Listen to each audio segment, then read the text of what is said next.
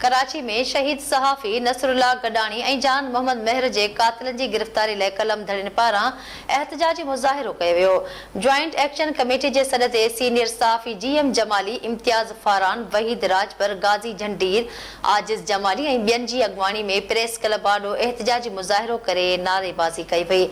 उन मौक़े ते सीनियर सहाफ़ी GM जमाली ऐं ॿियनि मीडिया सां ॻाल्हाईंदे चयो त सहाफ़ी नसरुल्लाह गडानी ऐं जान मोहम्मद मेहर खे सच ॻाल्हाइण तां शहीद कयो वियो। संदन चवण हो त सिंध अंदर सहाफ़ी महफ़ूज़ नाहिन, सहाफ़ियुनि खे टारगेट करे शहीद कयो पियो वञे।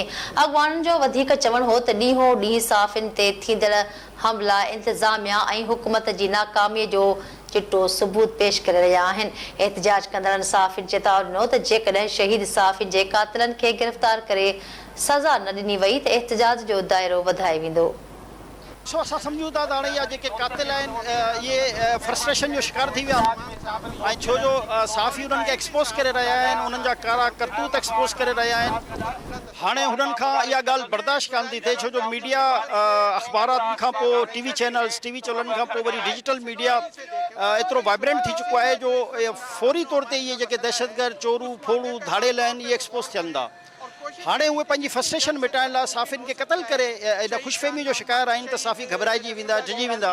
त मां उन्हनि खे पैगाम ॾेई थो रहियां त तव्हां जेतिरा इहे क़तल कंदा सहाफ़ियुनि जो ओतिरो मज़बूत थींदो ऐं असां ओतिरी पंहिंजी हिमत सां ताक़त सां तव्हांजो मुक़ाबिलो कंदा रहंदासीं।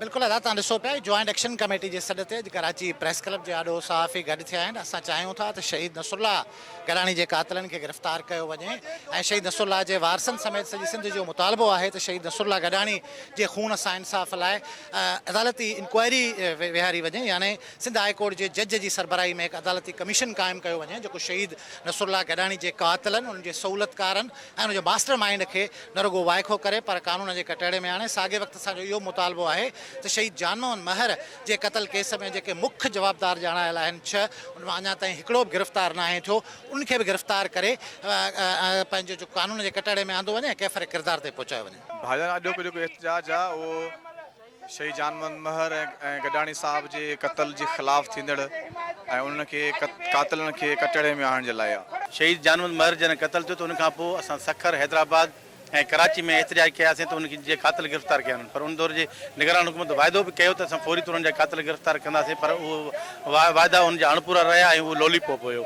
जॉइंट एक्शन कमेटी तरफ़ां जेको एहतजाज थी रहियो आहे, तरक़ी पसंद पार्टी इन में शामिल आहे। असीं इन सरकार खां ई मुतालबो कयूं था त शहीद जान मोहम्मद जे कातिलनि सां गॾोगॾु शहीद नसरुल्लाह गडानी जे कातिलनि खे फौरी तौर ते गिरफ़्तार कयो वञे। शहीद नसरुल्लाह गडानी जे कातिलनि खे फौरी गिरफ़्तार कयो वञे, छो त 20-21 ॾींहं थी विया आहिनि, को हिकु बि कातिल अॼु तक को गिरफ़्तार न थियो आहे। सो असां सम्झूं